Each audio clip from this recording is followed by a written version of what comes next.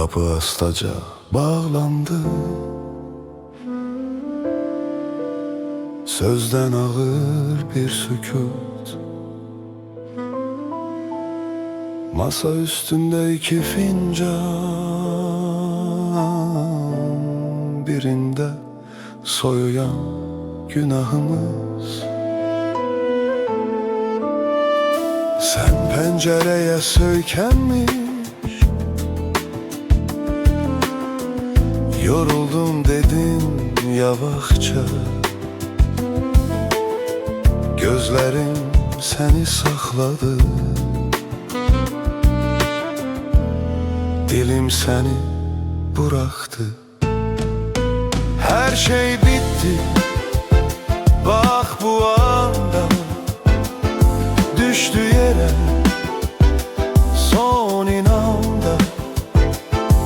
Adım kaldı dodağında, sesin kaldı hatıramda. Her şey bitti, dönme daha bu yürekte, yerin kalan.